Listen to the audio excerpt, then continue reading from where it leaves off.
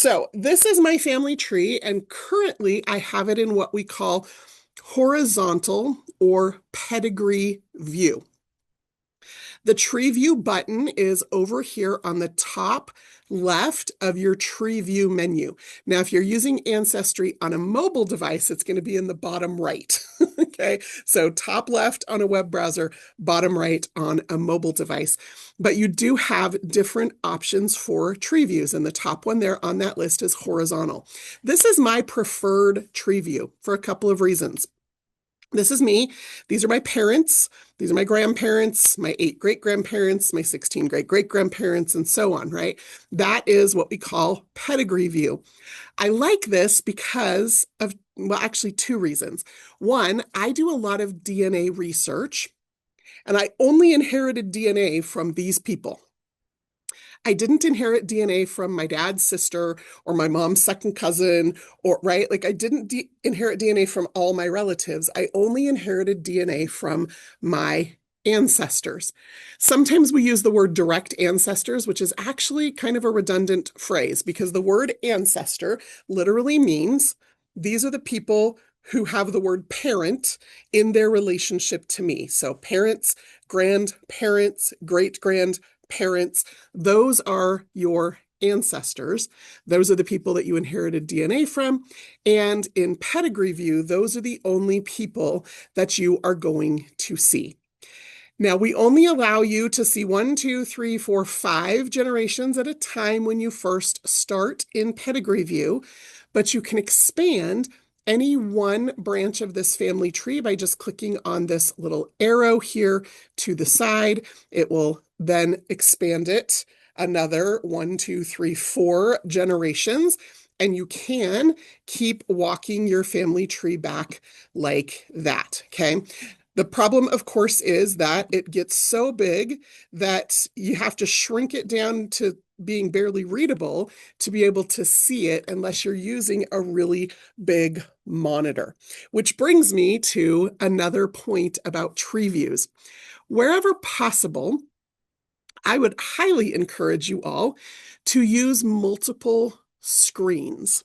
So genealogy, oftentimes we need this pedigree view or this map of where we are in our tree, and yet we want to still be working on something else, but we need to be able to refer back and forth to those 2 things. Well, this allows you to do that. So I'll tell you a little bit about my setup. Here at the office, I use a laptop for everything. So I don't have a standing computer, like a box computer. I just have a laptop. Here at the office, when I show up, I plug my laptop in to my monitors. And so here at the office, I've got one really big widescreen monitor, and then just kind of like a regular size monitor, and then my laptop screen. So I'm actually working on 3 screens. Then at night, I go home, I take my laptop with me, I plug it in there, and it actually, I don't have a lot of desk space at home. So it tucks, my laptop tucks under my computer stand, and I just use 2 like normal sized monitors.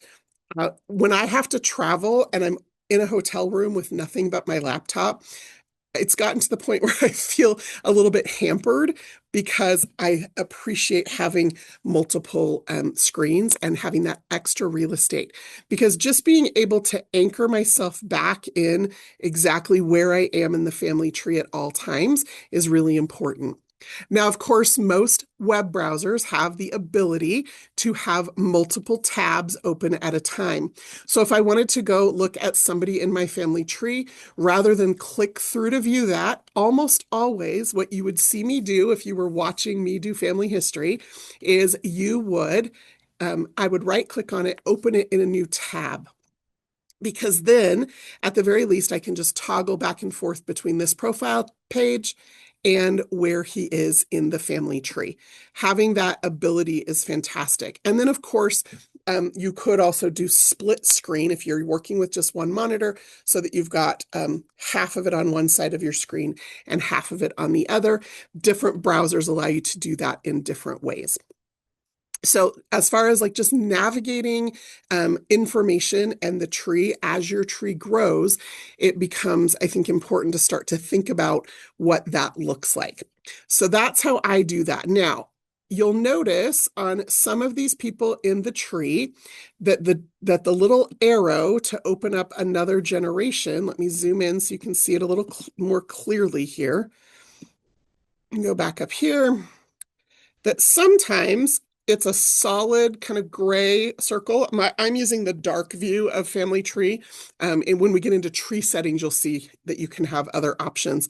But you'll see here, like it's a solid circle, and then see here on Mary, how there's no circle around the little arrow unless I move my mouse over. And that's because Mary does not have parents. And so that's a quick visual indicator, right? Same thing up here. Deborah does not have parents. But anybody where the arrow is dark, that means you've got additional information behind that.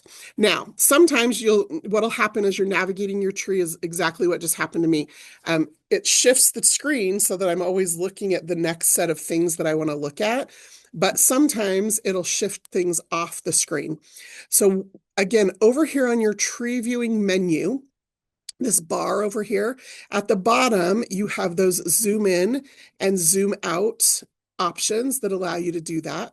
You can also click and drag anywhere on this screen, and that will allow you to kind of recenter things. And then my favorite thing to remember when it comes to tree navigation is you can always go home. Right? So if you click the little house button, it will always take you back to the home person in the tree and just kind of recenter things for you. So that is a little bit about just kind of navigating around your tree in what we call horizontal or pedigree view.